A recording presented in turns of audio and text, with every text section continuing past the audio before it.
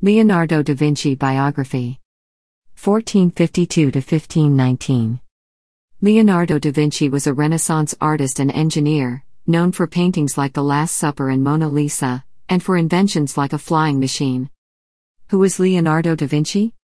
Leonardo da Vinci was a Renaissance painter, sculptor, architect, inventor, military engineer and draftsman, the epitome of a true Renaissance man. Gifted with a curious mind and a brilliant intellect, Da Vinci studied the laws of science and nature, which greatly informed his work. His drawings, paintings and other works have influenced countless artists and engineers over the centuries. Early life. Da Vinci was born in a farmhouse outside the village of Anciano in Tuscany, Italy, about 18 miles west of Florence, on April 15, 1452. Born out of wedlock to respected Florentine notary Ser Piero and a young peasant woman named Caterina, Da Vinci was raised by his father and his stepmother. At the age of 5, he moved to his father's estate in nearby Vinci, the town from which his surname derives, where he lived with his uncle and grandparents. Education. Young Da Vinci received little formal education beyond basic reading, writing and mathematics instruction, but his artistic talents were evident from an early age. Around the age of 14, Da Vinci began a lengthy apprenticeship with the noted artist Andrea del Verrocchio in Florence. He learned a wide breadth of technical skills including metalworking, leather arts, carpentry, drawing, painting and sculpting. His earliest known dated work, a pen-and-ink drawing of a landscape in the Arno Valley, was sketched in 1473. Early works. At the age of 20, Da Vinci qualified for membership as a master artist in Florence's Guild of St. Luke and established his own workshop. However, he continued to collaborate with Del Verrocchio for an additional 5 years. It is thought that Del Verrocchio completed his baptism of Christ around 1475 with the help of his student, who painted part of the background and the young angel holding the robe of Jesus. According to Lives of the Most Excellent Painters, Sculptors, and Architects, written around 1550 by artist Giorgio Vasari, Del Verrocchio was so humbled by the superior talent of his pupil that he never picked up a paintbrush again. Most scholars, however, dismiss Vasari's account as apocryphal. In 1478, after leaving Del Verrocchio's studio, Da Vinci received his first independent commission for an altarpiece to reside in a chapel inside Florence's Palazzo Vecchio. 3 years later, the Augustinian monks of Florence's San Donato Ascope II tasked him to paint Adoration of the Magi. The young artist, however, would leave the city and abandon both commissions without ever completing them. Was Leonardo da Vinci gay? Many historians believe that Da Vinci was a homosexual. Florentine court records from 1476 show that Da Vinci and 4 other young men were charged with sodomy, a crime punishable by exile or death. After no witnesses showed up to testify against 24-year-old Da Vinci, the charges were dropped, but his whereabouts went entirely undocumented for the following 2 years. Several other famous Florentine artists were also known to have been homosexual, including Michelangelo, Donatello, and Sandro Botticelli. Indeed, homosexuality was such a fact of artistic life in Renaissance Florence that the word Florenzer became German slang for gay. Leonardo da Vinci, paintings. Although Da Vinci is known for his artistic abilities, fewer than 24 paintings attributed to him exist. One reason is that his interests were so varied that he wasn't a prolific painter. Da Vinci's most famous works include the Vitruvian Man, The Last Supper and the Mona Lisa. Vitruvian Man. Art and science intersected perfectly in Da Vinci's sketch of Vitruvian Man, drawn in 1490, which depicted a nude male figure in 2 superimposed positions with his arms and legs apart inside both a square and a circle. The now famous sketch represents Da Vinci's study of proportion and symmetry, as well as his desire to relate man to the natural world. The Last Supper. Around 1495, Ludovico Sforza, then the Duke of Milan, commissioned Da Vinci to paint the Last Supper on the back wall of the dining hall inside the monastery of Milan Santa Maria del Grazie. The masterpiece, which took approximately 3 years to complete, captures the drama of the moment when Jesus informs the 12 apostles gathered for Passover dinner that one of them would soon betray him.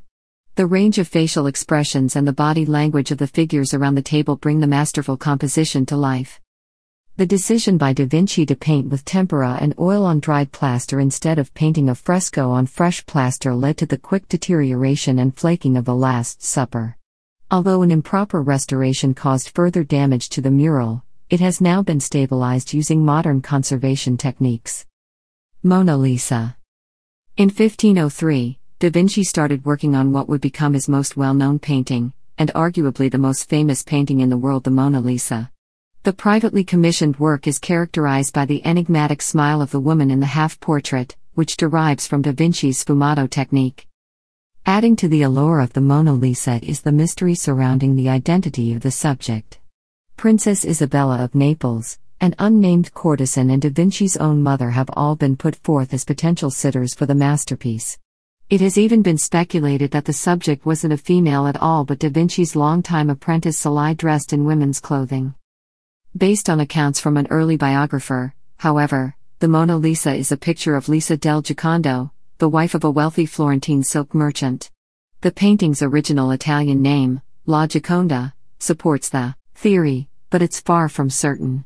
Some art historians believe the merchant commissioned the portrait to celebrate the pending birth of the couple's next child, which means the subject could have been pregnant at the time of the painting. If the Giocondo family did indeed commission the painting, they never received it. For Da Vinci, the Mona Lisa was forever a work in progress, as it was his attempt at perfection, and he never parted with the painting. Today, the Mona Lisa hangs in the Louvre Museum in Paris, France, secured behind bulletproof glass and regarded as a priceless national treasure seen by millions of visitors each year. Battle of Anghiari. In 1503, Da Vinci also started work on the Battle of Anghiari, a mural commissioned for the council hall in the Palazzo Vecchio that was to be twice as large as the Last Supper. He abandoned the Battle of Anghiari project after 2 years when the mural began to deteriorate before he had a chance to finish it. Inventions. In 1482, Florentine ruler Lorenzo de' Medici commissioned Da Vinci to create a silver lyre and bring it as a peace gesture to Ludovico Sforza. After doing so, Da Vinci lobbied Ludovico for a job and sent the future Duke of Milan a letter that barely mentioned his considerable talents as an artist and instead touted his more marketable skills as a military engineer. Using his inventive mind, Da Vinci sketched war machines such as a war chariot with scythe blades mounted on the sides, an armored tank propelled by 2 men cranking a shaft, and even an enormous crossbow that required a small army of men to operate.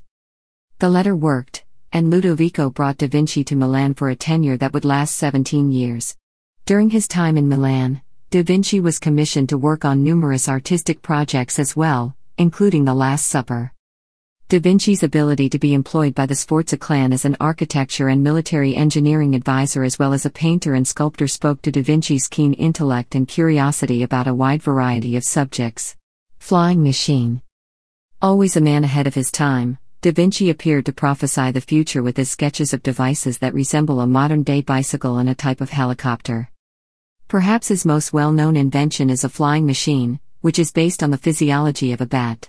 These and other explorations into the mechanics of flight are found in Da Vinci's Codex on the Flight of Birds, a study of avian aeronautics, which he began in 1505.